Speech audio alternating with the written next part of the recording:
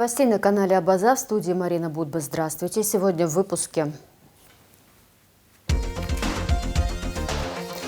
Первый абхазский винный форум «Акачич» прошел в этнопарке Апсны. Фонд Амшира. История одного дела. Фильм телекомпании Абаза ТВ смотрите в нашем эфире во вторник, 7 апреля. Торжественная церемония награждения победителей республиканского конкурса «Гостеприимная Абхазия» прошла в рамках АМЭФ-2026.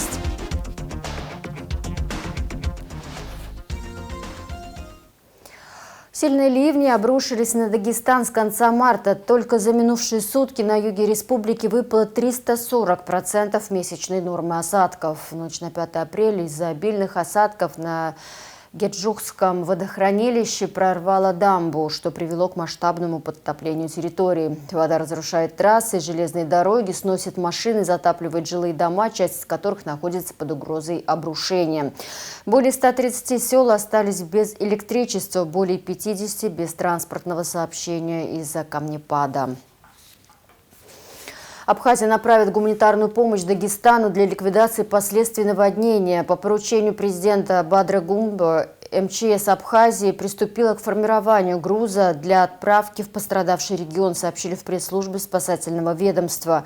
Распоряжение о подготовке помощи глава государства отдал 5 апреля, сразу после поступления первых известий о масштабах стихийного бедствия на Северном Кавказе, пояснили в пресс-службе. Для координации действий министр по чрезвычайным ситуациям Абхазии Лев Квициня провел телефонный разговор с главой МЧС Дагестана Нариманом Казимагомедовым. Они согласовали перечень необходимых позиций, после чего было принято решение об оперативной отправке колонны из Сухума в Махачкалу. В состав гуманитарного груза включены товары первой необходимости, в которых остро нуждаются жители в зоне затопления. Абхазия обсуждает итоги первого международного экономического форума. Президент Абхазии Бадра Гунба по завершении международного экономического форума прокомментировал решение президента Российской Федерации Владимира Путина о сохранении на 2026-2027 годы возможности для детей до 14 лет въезжать в Абхазию по свидетельству о рождении без заграничного паспорта. Глава государства выразил благодарность Владимиру Путину, отметив, что данное решение является очередным подтверждением особого характера отношений между Абхазией и Россией и демонстрирует искреннее уважение со стороны российского руководства к нашей стране. Бадра Гунба также отметил, что реализация данного решения требует проведения необходимых подготовительных мероприятий со стороны Федеральной пограничной службы и других задействованных ведомств. Для организации необходимых процедур и приведения работы служб в соответствии с принятым решением потребуется определенное время, ориентировочно до 1 месяца. Морское сообщение между Сочи и Сухумом станет регулярным в 2026 году. Регулярные пассажирские перевозки на скоростных судах по маршруту Сочи-Сухум запустят в курортном сезоне 2026 года, сообщил руководитель Росморречфлота Андрей Тарасенко на Международном экономическом форуме «Абхазия. Инвестиции в будущее».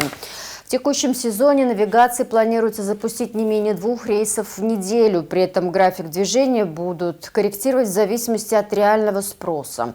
Чтобы билеты оставались доступными, федеральный бюджет Российской Федерации предоставит компании-перевозчику субсидии.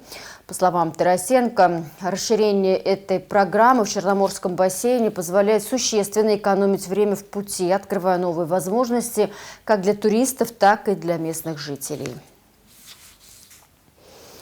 Абхазия выходит на этап практической реализации крупных инвестиционных проектов. По итогам Международного экономического форума подписаны соглашения и меморандумы, открывающие возможности для финансирования и запуска новых производств. Одно из них – проект «Аква-агропромышленный комплекс «Золотой берег», предполагающий полный цикл производства от выращивания сырья до поставок готовой продукции на внутренние и внешние рынки. Подробности в репортаже Марианы Котовой. Проект «Аква-агропромышленный комплекс «Золотой берег» объединяет сразу несколько направлений: переработку фруктов и орехов, производство эфиромасличной продукции, аквакультуру, тепличное хозяйство и выпуск кормов. Ключевой принцип – максимальная эффективность использования ресурсов. Вся система выстроена таким образом, чтобы минимизировать отходы и снизить издержки за счет их повторного использования внутри одного производственного цикла. Мы подготовили к реализации наш проект, который состоит из следующих блоков. Это глубокая переработка всех фруктов, эфиромасличных, орехов, фундука и так далее. Второй блок – это медийная устричная ферма.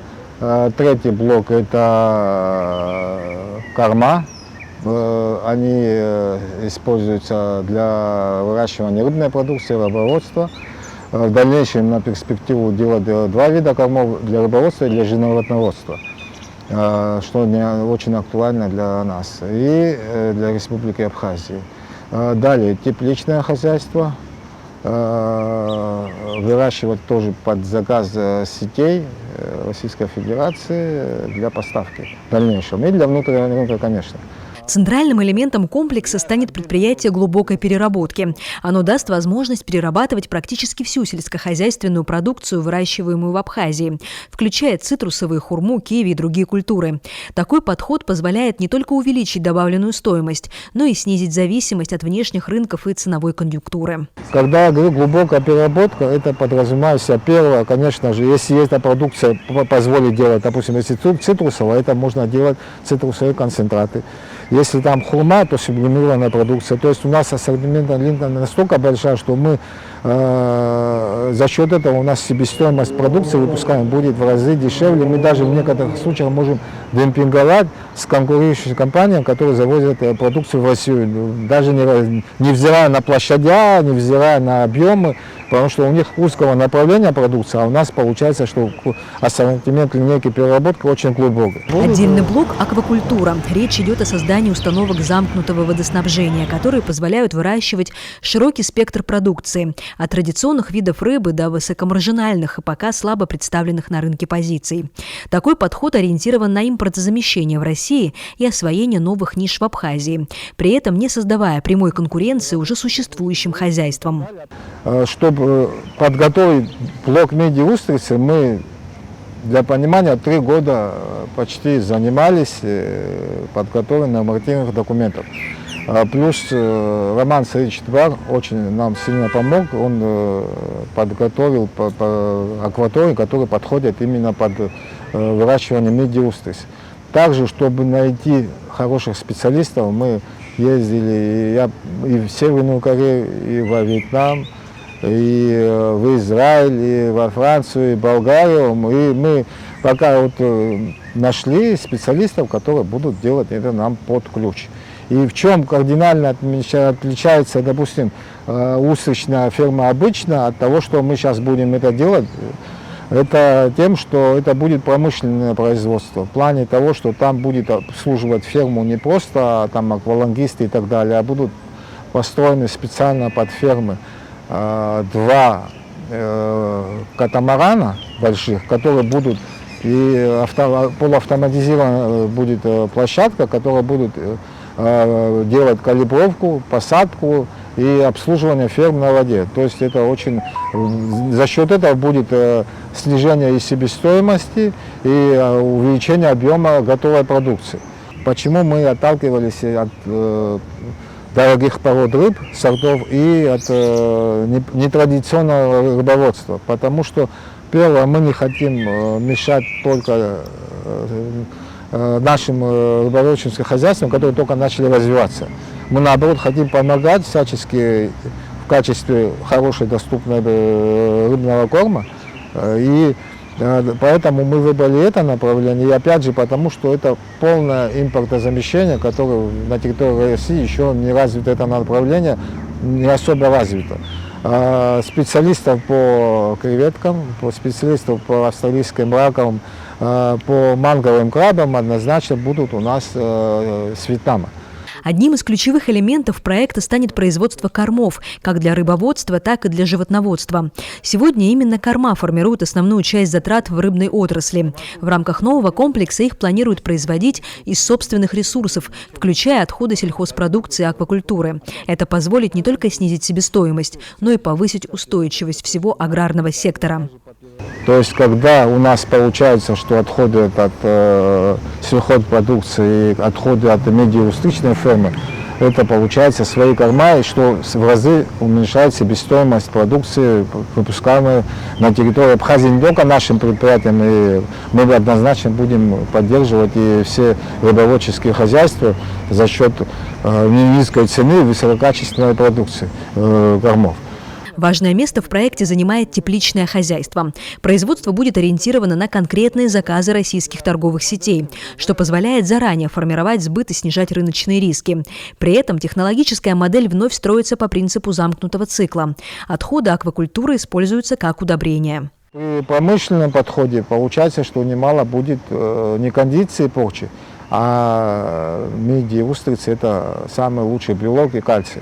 Поэтому мы его используем во втором блоке, и это будет наша продукция, которая реально будет высококачественной за счет экологических наших отходов от фруктов и за счет мидии, устрицы, которые реально намного по вкусовым качествам намного лучше, чем, допустим, даже в Средиземном море, потому что там соленость намного больше, у нас намного меньше. В продвижении проекта активную роль сыграли власти Абхазии.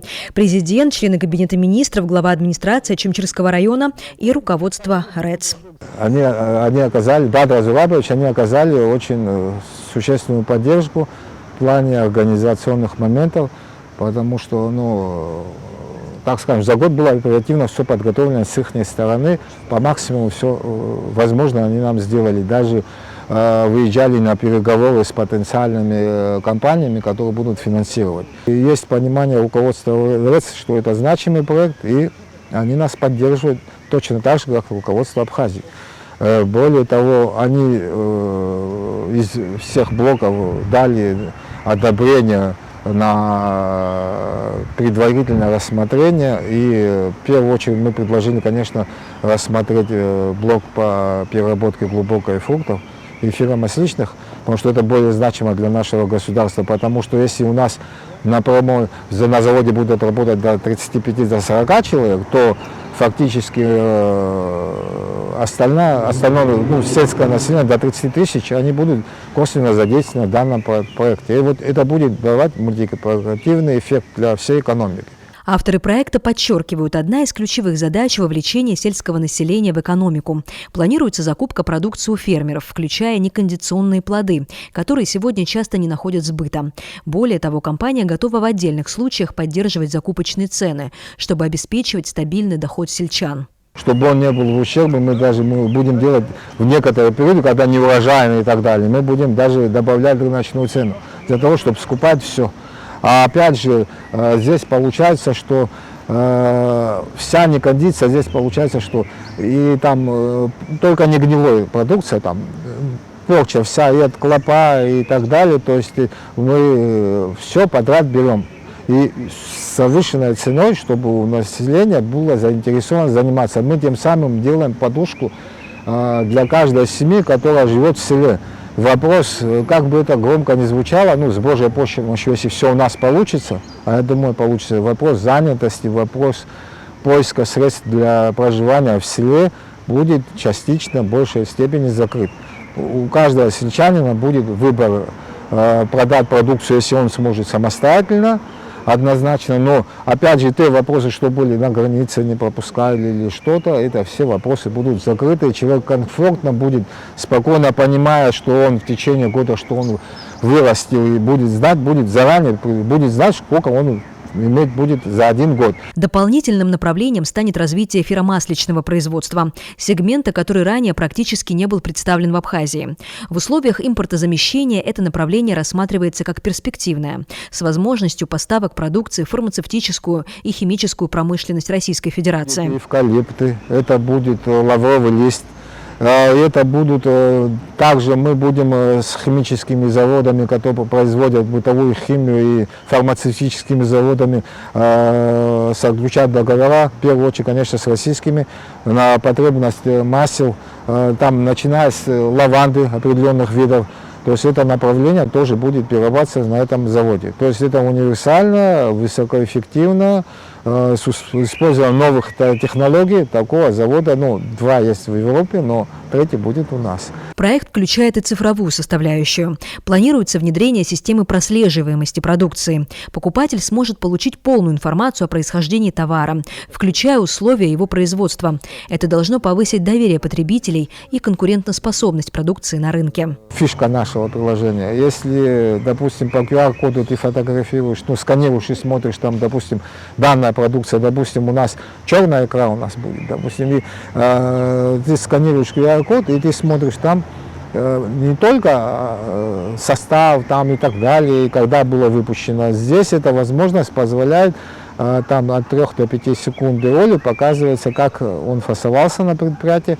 И далее фишка в онлайн-режиме можно смотреть, как выращивается данная продукция. И мы планируем вот эти камеры поставить везде, и там на переработке фруктов, на тепличном, под водой в акватории, в УЗВ. То есть это будет, когда на сегодняшний день рынок очень конкуренция большая, однозначно потребитель рядовой будет выбирать ту продукцию, которую он будет видеть и понимать, как она произрастала, в каких условиях. И мы будем продвигать наш бренд «Эко». Абхазия. Финансовая модель проекта уже сформирована. Проведена независимая экспертиза, подписано соглашение с Российским экспортным центром и Внешэкономбанком. Первый этап оценивается более чем в 1,5 миллиарда рублей. При этом заявленный срок окупаемости составляет около 3 лет, что считается достаточно высоким показателем для агропромышленных проектов. Это Российский экспоцентр и Внешэкономбанк. Это госкорпорация, которая занимается финансированием проектов за пределами Российской Федерации. Соглашение было подписано трехсторонне между Министерством экономики Республики Абхазия, также подписантом является генеральный директор АОПК «Золотой берег» и, соответственно, представитель РЭЦ. Это рамочное соглашение в последующем, которое перерастает уже в долгосрочную работу, то есть будут выделены необходимые лимиты на реализацию первого блока проекта. То есть общая стоимость первого блока составляет более 1,5 миллиарда рублей. Блок у нас делится на 2 этапа. В первом этапе и во втором, в принципе, основные затраты – это закупка оборудования, так как оборудование имеет свою специфику и будет делаться, в принципе, под заказ. Реализация проекта запланирована в селе Адзюбжа. Выбранная площадка обеспечивает в том числе и логистические преимущества. Для инфраструктуры самое идеальное место, потому что там ЖД, там республиканская трасса, там подключение подстанции недалеко. Мы не мешаем никаким другим инфраструктурам, не соприкасаемся. И однозначно, конечно, это близость аэропорта. Потому что некоторые категории, некоторые виды продукции, которые в дальнейшем будут использоваться, мы можем даже спокойно, даже в живом виде отправлять его через наш аэропорт в Москву. Комплексный характер проекта, ориентация на замкнутый цикл и экспорт, а также вовлечение местного населения делают его одним из наиболее амбициозных в экономике Абхазии. В случае успешной реализации он может не только снизить зависимость от импорта и повысить продовольственную безопасность, но и стать локомотивом развития сельских территорий, создавая новые рабочие места и формируя устойчивую модель экономического роста Абхазии. Марианна Котова, Сацрыква Гухава, Абаза ТВ.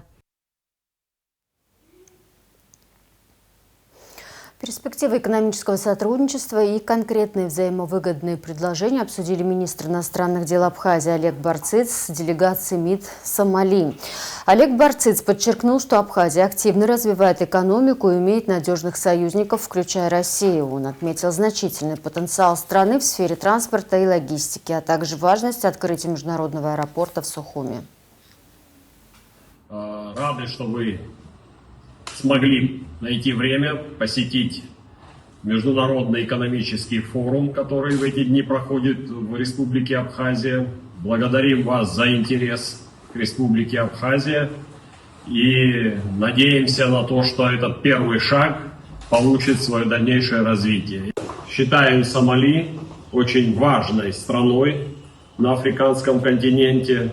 Это большая и значимая страна с населением около 20 миллионов человек, с важной инфраструктурой, с морскими портами, с развитым авиасообщением, развитым сельским хозяйством, животноводством. С уважением относимся к свободолюбивому народу Сомали и надеемся на установление добрых отношений в экономическом и культурном плане. Абхазия небольшая страна, но находится в очень важном геостратегическом положении. Страна с активно развивающейся экономикой, с надежными союзниками в лице Российской Федерации. И это страна, которая строит свой государственный проект, делает это очень активно. Работают все органы государственной власти. Страна обладает боеспособной армией с современным техническим оснащением и также развивает собственные институты образования, здравоохранения в союзничестве с нашим стратегическим союзником и партнером России. Активно развиваем торговое сотрудничество, прежде всего с Россией, это наш главный торговый и экономический партнер. Также мы хорошо понимаем наш потенциал в транспорте, логистике, и поэтому развиваем свои порты. Открыт международный аэропорт в городе Сухум, столице Абхазии. И поэтому мы с оптимизмом и с уверенностью смотрим в будущее и уверены, что и сегодня уже занимаем серьезное положение в разделении экономическом в Восточном Причерноморье и на Южном Кавказе, и эта роль будет только возрастать. Мы хотим сотрудничать, хотим общаться и дружить со всеми странами, которые готовы нас услышать. Сегодня ведем активные контакты с рядом стран с африканского континента, и будем рады, если к этим странам добавится и государство Сомали, которое мы считаем, как я уже сказал, очень важным игроком на африканском континенте. Уважаемые коллеги, приветствую вас. Хочу отметить, что Международный экономический форум Абхазии «Инвестиции в будущее», который проходит в эти дни, в своем роде является первым для нашей страны и особо отрадной. Это большая честь для нашей стороны, что сомалийская делегация смогла найти время для того, чтобы посетить нас, для того, чтобы еще раз подчеркнуть международный статус этого мероприятия. В дополнение к тому, что сказал мой коллега Олег Мсасович, хотелось бы отметить в части развития наших портов, что у нас есть активное морское сообщение с другими государствами. У нас есть ряд планов по развитию транзитного потенциала нашей республики. И мы открыты, безусловно, для диалога со всеми государствами и бизнес-партнерами, которые готовы рука об руку в режиме взаимного уважения развивать взаимные отношения. Дорогие друзья, я искренне рад приветствовать вас в Республике Абхазия. Народ Сомали является обладателем большой и уникальной, богатой культуры.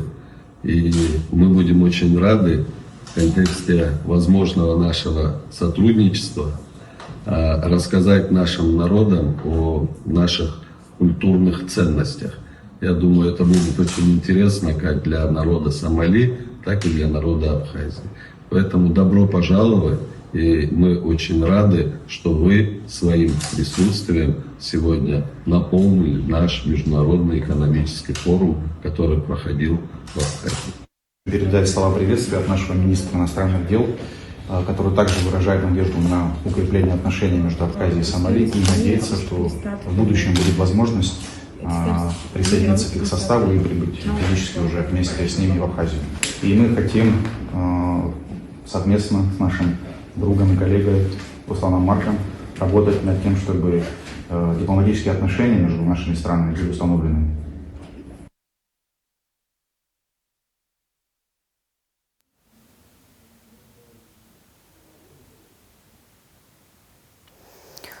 Ограничение на экспорт бензина из России не коснется Абхазии. Правительство России ввело ограничение на вывоз бензина за пределы страны. Такое решение принято для стабилизации внутренних цен на топливо на фоне повышения биржевых российских и мировых цен на нефть и нефтепродукты. Данный запрет не затронет Республику Абхазия, так как в рамках действующих двусторонних соглашений между странами поставки нефтепродуктов регулируются особым порядком, сообщает пресс-служба Минэнерго. Поставки бензина в Абхазию будут продолжены в обычном режиме. Первый абхазский винный форум «Акачич» прошел в этнопарке Апсны. На площадке подвели итоги третьего конкурса абхазских вин, наградили победителей, обсудили проблемы виноделия, виноградарства и продегустировали вина из России, Армении и Абхазии. Кроме того, форум посетили президент Бадра Гунба, первый заместитель руководителя администрации президента России Сергей Кириенко, а также многочисленные участники и гости Абхазского международного экономического форума. Тему продолжит Надежда Боровикова. Национальный конкурс абхазских производителей вин проводится уже третий год, но впервые его итоги подводят вот в таком формате. Масштабный винный форум «Акачич» – это дегустационная площадка, где 15 лучших производителей абхазского вина, а также гости из России и Армении представляют свою продукцию. Это концертная зона, где совсем скоро будут подводиться итоги конкурса этого года. А также этнопарк Апсны предлагает свои развлечения. Здесь можно познакомиться с абхазским бытом, увидеть национальные ремесла, пострелять из лука или попробовать абхазскую национальную еду. Более 1000 гостей форума с удовольствием пользуются этими возможностями. В третьем национальном конкурсе абхазских вин имени Николая Батовича Ачба приняли участие 69 образцов от 22 производителей. Среди них 4 крупных предприятия – Сухумские вина и воды Абхазии, Ачба Яшта из Лабры, Аргун Яшта из Кланрхуа и Пицунский Шато Абхаз, а также 18 домашних виноделен. Сначала отбирались образцы у производителей, потом они проходили лабораторные анализы. Потом была самое главное закрытая дегустация, слепая дегустация, где профессиональные дегустаторы оценивали все вина. Я доволен качеством красного вина, которое было на конкурсе. Я думаю, всем будет интересно попробовать. Немножко больше проблем было с белыми винами, но тоже то, что мы отобрали, и то, что представлено здесь, это интересные образцы, которые, я думаю, тоже доставят вам удовольствие. Нукзар Хашба уже много лет выращивает виноград и делает домашнее вино для родных и близких. В этом году он впервые принял участие в конкурсе и получил серебряную медаль за вино из Изабеллы, а также специальный приз от компании «Вина и воды Абхазии» – 100 бутылок для розлива. Виноделие у меня в Ачадарах, да, и у меня там 300 корней винограду, и я на пенсии занимаюсь этим, как сказать, вплотную. Вот это вино, это бренд, я в этом году это все сделал.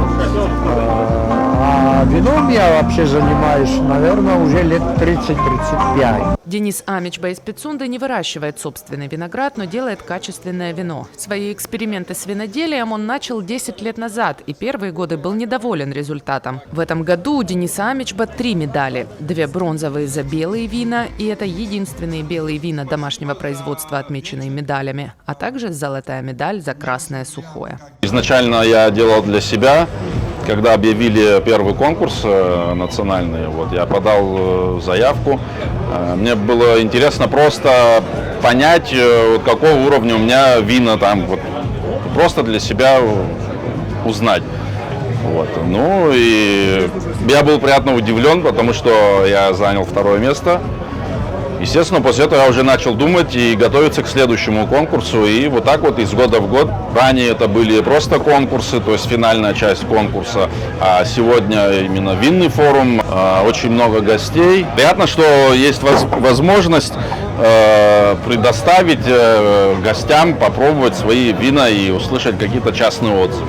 Содержательный диалог о культуре винопития – это то, ради чего Ассоциация виноделов и виноградарей Абхазии инициировала форум «Акачич». Здесь виноделы встречаются с коллегами и экспертами, обмениваются мнениями и получают стимул развиваться, закладывать собственные виноградники, в том числе на основе автохтонных абхазских сортов. У винодела Алмаса Адлейба в Верхней Яштухе есть участок, где он экспериментирует с местными сортами. В этом году он получил 3 медали за свои красные вина, в том числе за вино из абхазского сорта «Качич». На сегодняшний день мы пробуем качич, получается, да. Также мной ведутся посадки молодых саженцев этого автохтонного сорта винограда. Из них делаю пробные вина и изучаю их потенциал, насколько он имеет потенциал на хранение. И хочу создать у себя на участке небольшую коллекцию, частную коллекцию из автохтонных сортов винограда, чтобы их можно было сохранить как минимум, а дальше передать тем людям, которым будет интересно это дело, и следующему поколению как-то передать. Молодец, Алмаз, круто, круто. Пробуют попозже. Молодые не понимают. Великолепное вино. Алмаз, как всегда, отличился. Мне очень нравится качич, тем более наш автохтонный сорт. Очень приятное вино с ароматикой, с послевкусием. Все на высшем уровне. Винный форум «Акачич» организован при поддержке президента Абхазии. Спонсорами проекта выступили Вина и воды Абхазии, Аквафон, Аврора Банк, Национальный банк Абхазии, Торгово-промышленная палата и Армянская община Абхазии.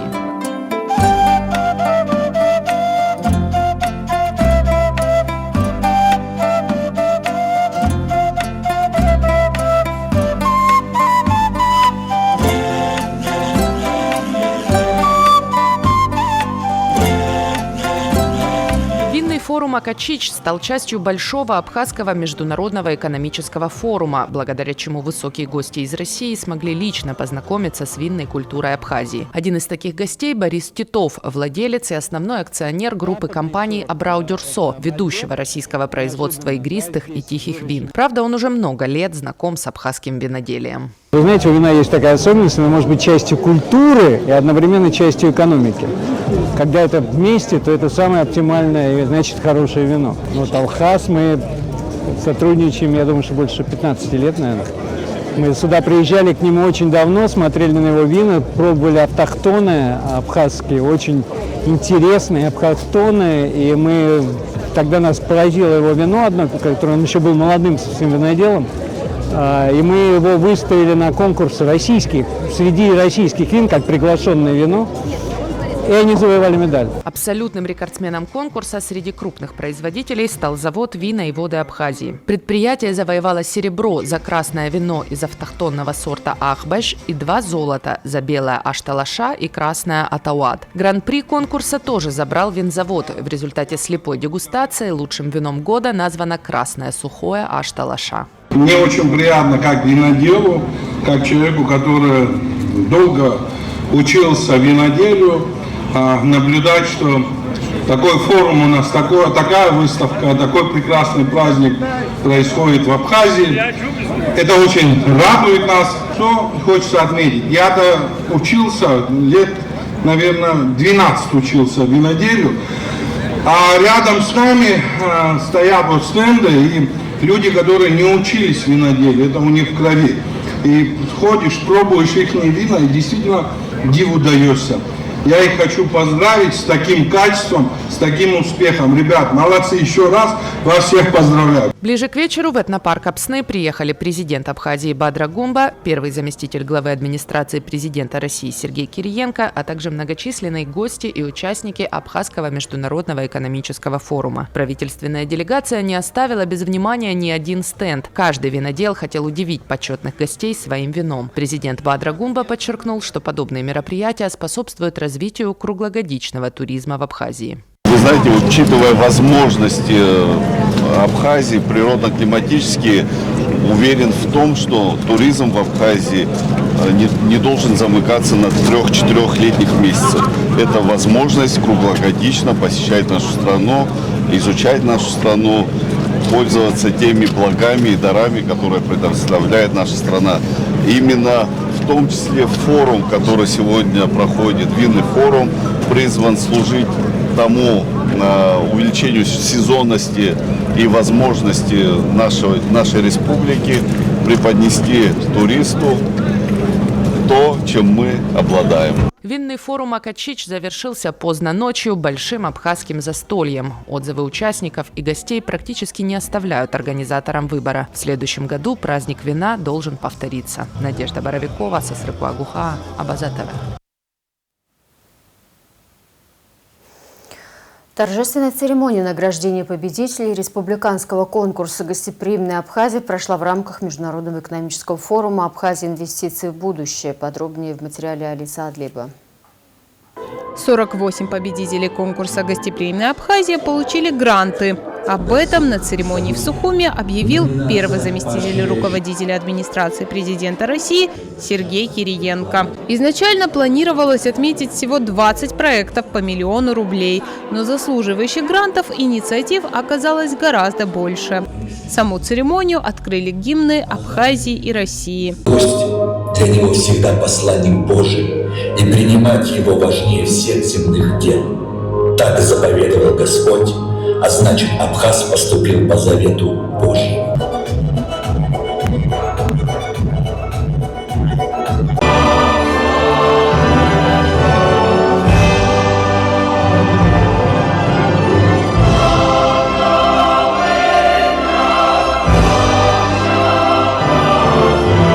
В мероприятии участвовал президент Абхазии Бадра Гунба.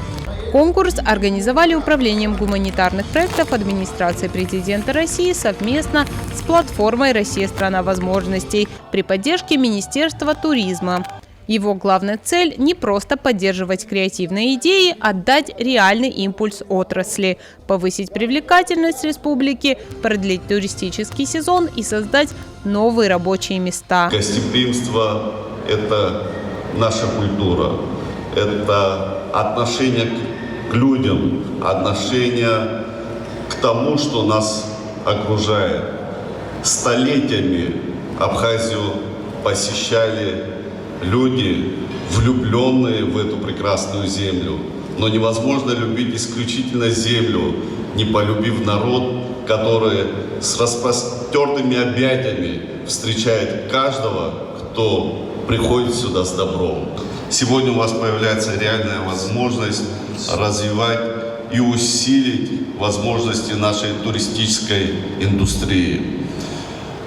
Развитие не только прибрежной части нашей красивой Родины, но и возможность развивать всю территорию, западную, восточную, северную, южную.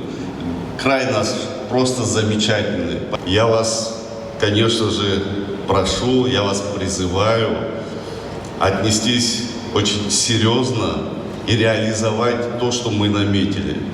Мы с вами прекрасно понимаем, что это уникальная возможность, и не использовать эту возможность мы не имеем права. Уверен, я вам с уверенностью говорю, что за каждым из этих проектов мы будем персонально наблюдать, поддерживать и, конечно же, плоды этой деятельности должны почувствовать не только граждане нашей страны, но и гости нашей республики. Участниками конкурса могли стать граждане Абхазии старше 18 лет, от студентов до опытных предпринимателей. Они представили проекты по 21 направлению. Каждый ваш проект был, знаете, пропитан не просто экономическими расчетами, обоснованиями, идеями. В каждый ваш проект была вложена частичка души, частичка вашего сердца. Была вложена ваша искренняя любовь к своей родной земле. Удивительные проекты, которые связаны со своими родными селами.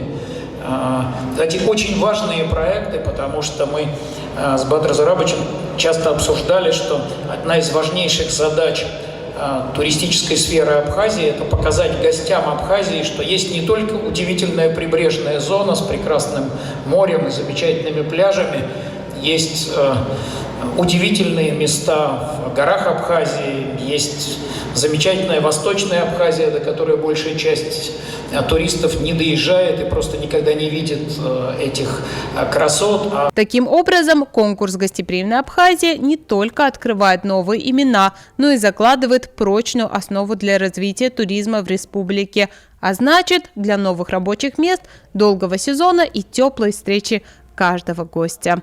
Алиса Адлиба, Владимир Капуза, Абазат ТВ. Абхазский общественный фонд развития Амшра объявил о приеме заявок на конкурс грантов. На протяжении 17 лет фонд поддерживает проекты по развитию абхазского языка, культуры и искусства в области науки, образования и просвещения. Проекты по сохранению исторической памяти, по охране окружающей среды, по социальным вопросам и так далее. За эти годы было подано около 600 заявок от граждан страны, около 250 из них были поддержаны Амшром. Наиболее известный из них – это проект создания IT-школы STEM-лаборатории, издание многих пособий по изучению и популяризации абхазского языка, проект «Частная коллекция», «Сухумский модерн», музыкальный альбом «Райда» и другие. Какова история создания фонда, за счет чего реализуются проекты, особенностях работы экспертного совета организации, многих реализованных проектах смотрите фильм телекомпания «Абазат ТВ», фонд Амшра. История одного дела. Обреют дымшьюб, да, говорят. И вот тогда мы со многими знатоками абхазского языка советовались, и вот тогда родилось вот это короткое название Амшра, которое читается и на русском, и на абхазском языке одинаково, и, в общем-то, передает суть нашего фонда «Благодеяние». Амшра – некоммерческая благотворительная организация. Фонд создан по инициативе абхазского бизнесмена Беслана Агрба и его единомышленников в 2009 году. Самое главное, что фонд Амшра – это национальный абхазский фонд. Это средства, которые абхазским бизнесменам, человекам, который имеет возможность помочь своей стране, направляются на цели для нашего государства, нашего народа, наших людей.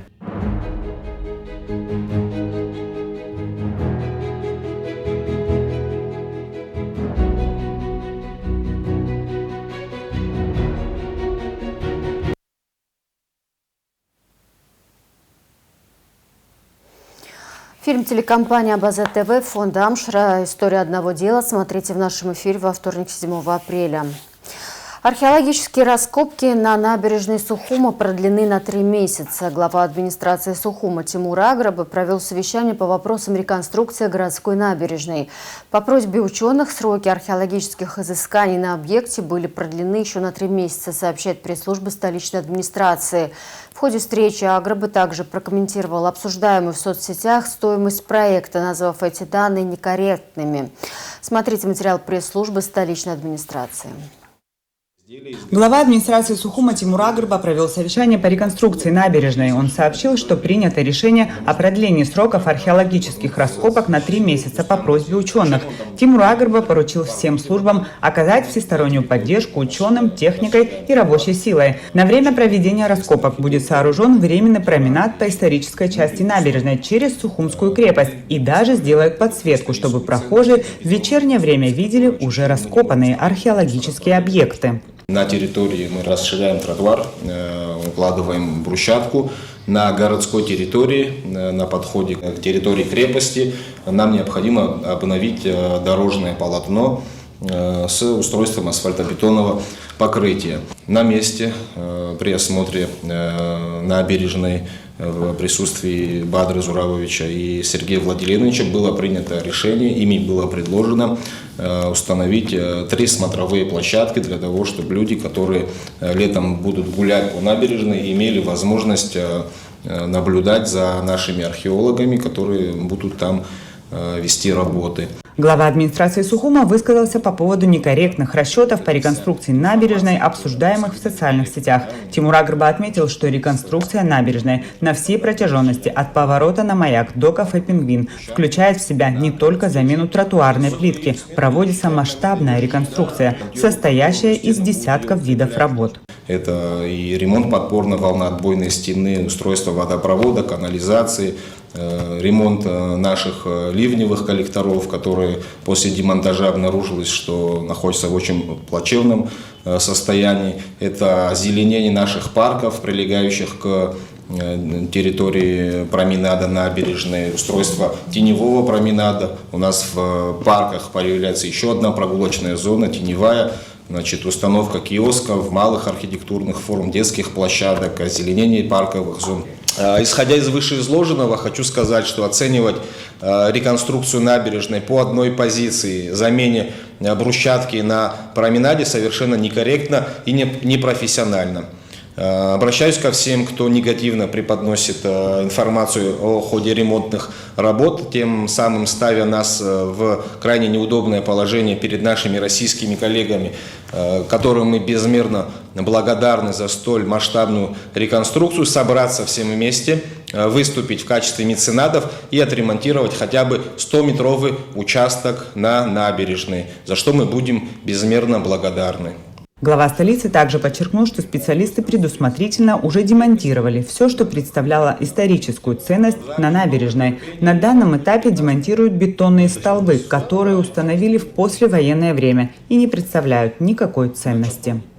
Все материалы, которые представляют какую-либо ценность, в том числе столбы освещения, которые изготовлены из природного камня, демонтированы, увезены в цех для обработки и для дальнейшей установки этих элементов на исторической части набережной. Все, что сегодня демонтируется на набережной, не представляет никакую историческую ценность. Это бетонные конструкции, которые были там установлены в послевоенное время. Тимур Агрба поручил обновить графики производства работ на исторической части набережной и предоставить их на утверждение.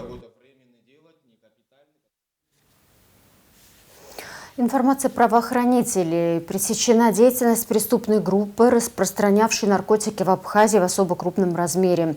Задержаны 3 подозреваемых, у них изъято более 220 граммов мефедрона. Возбуждены уголовные дела, сообщил МВД Республики. В одной из квартир в городе Сухум задержаны 2 гражданки Российской Федерации, подозреваемые в распространении наркотических средств в особо крупном размере.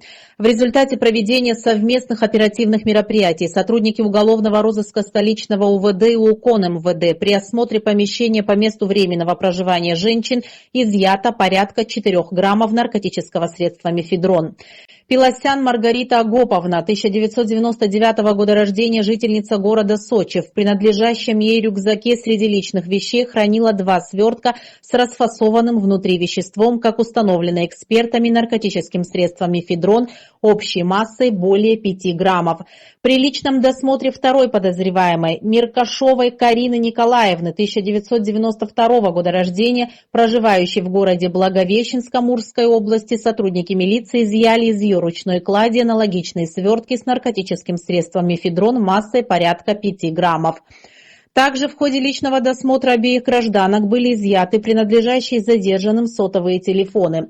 Впоследствии устройства обследованы на предмет содержания в них информации, подтверждающей преступную деятельность лиц, подозреваемых в сбытии наркотических средств на территории Республики Абхазия.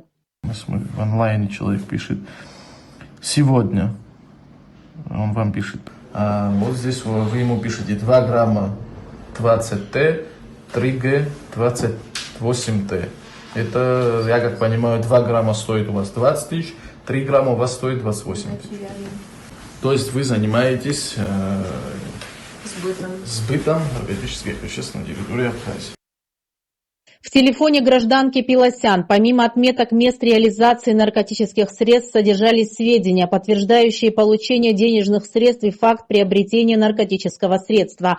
Таким образом, сотрудниками милиции установлено, что сбыт запрещенного вещества женщина проводила бесконтактным способом посредством мессенджера Telegram. При проверке мест ранее сделанных тайных закладок в городе Сухум по улице Академика Мара, а также на территории бывшего санатория МВО и по улице Акиртава было изъято 2 свертка с аналогичным наркотическим средством. Скажите, пожалуйста, за одну сделанную тайную закладку, да, какое денежное вознаграждение вам, сколько денег вам платили, чтобы купить данное наркотическое средство? Вместе с оплатой проживания всех расходов мне платили половину суммы, но это включая проживание и все остальное.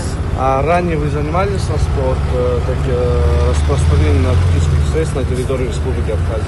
Да. А в каких городах? В Сухуме, да? Также для личного материального обогащения?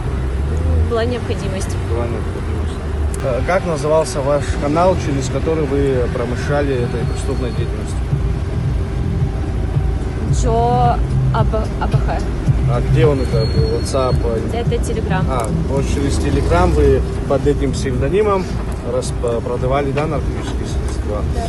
По данным отметок геолокации на фотографиях в телефоне, принадлежащем гражданке Меркашовой, оперативные сотрудники провели обследование местности по улице Дарсалия в городе Сухум, где изъяли ранее размещенную потайным способом закладку с наркотическим средством мефедрон.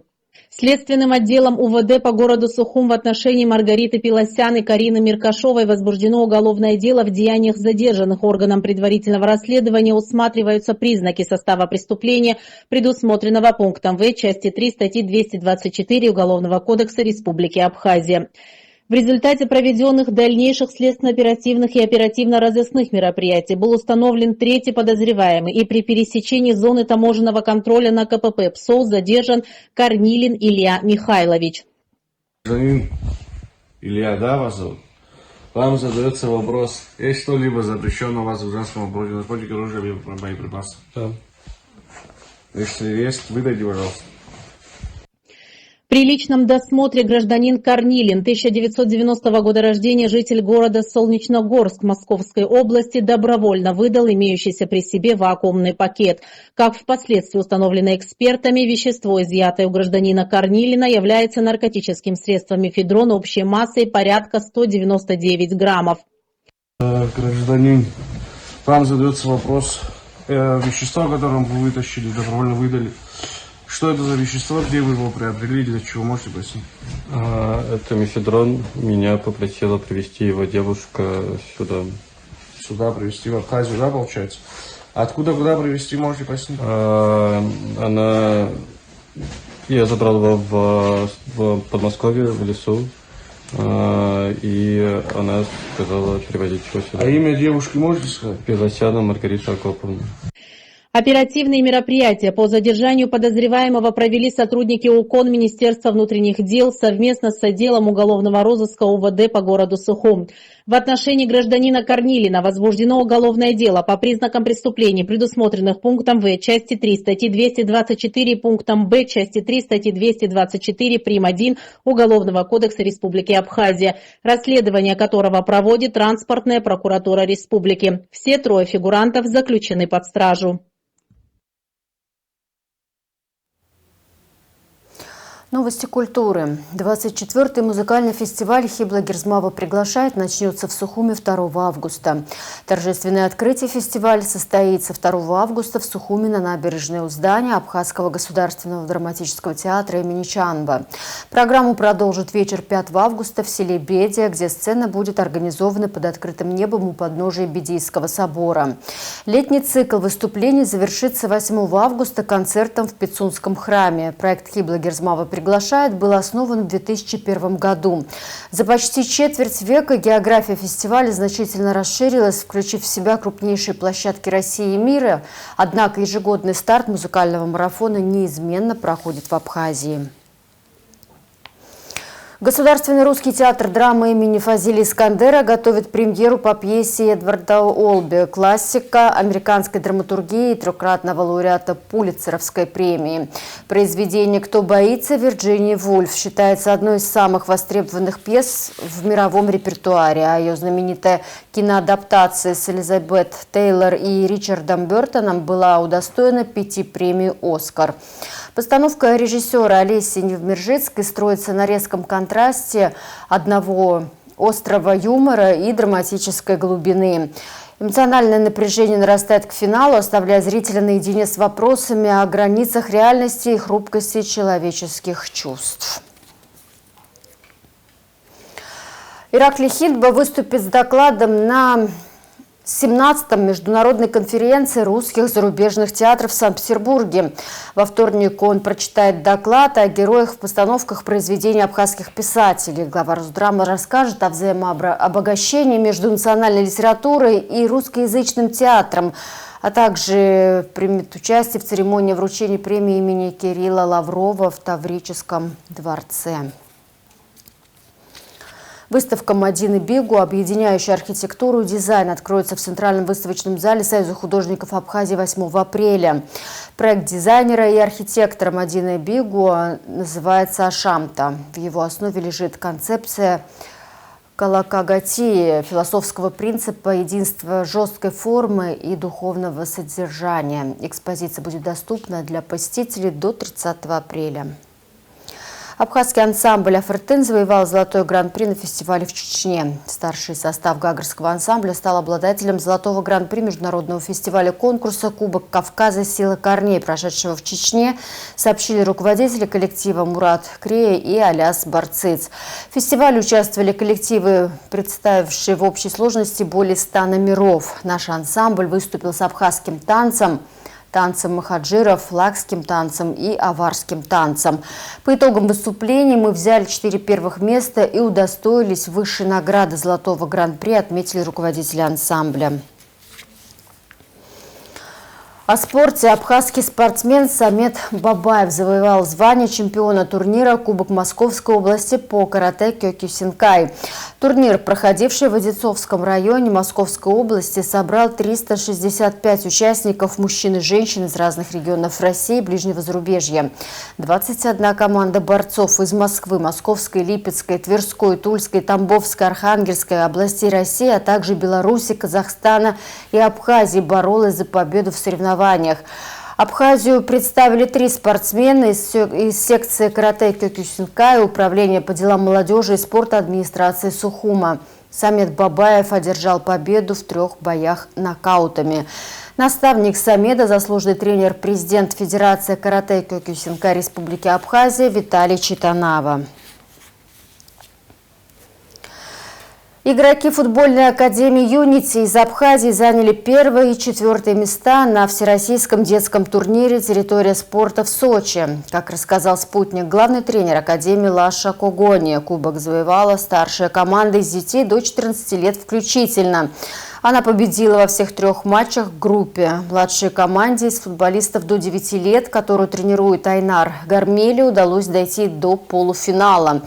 Но в упорной борьбе все же уступила спортсменам из Дагестана со счетом 0-1. Лучшим игроком турнира стал Тариэл Инапшпа, лучшим защитником Александр Сагария. А самыми ценными игроками были признаны Сандро Лорд-Кипанидзе и Нестор Хагба. В завершении выпуска прогноз погоды.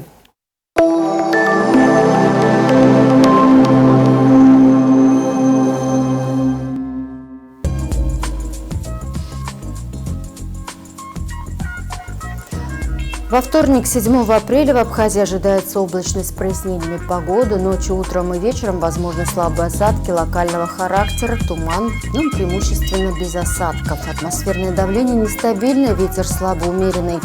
Температура воздуха ночью 7-12, днем 10-15. Температура морской воды плюс 12.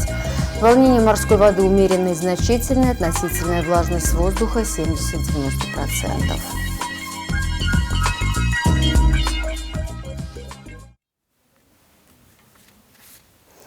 На этом пока все. За развитием событий следите вместе с нами. До встречи.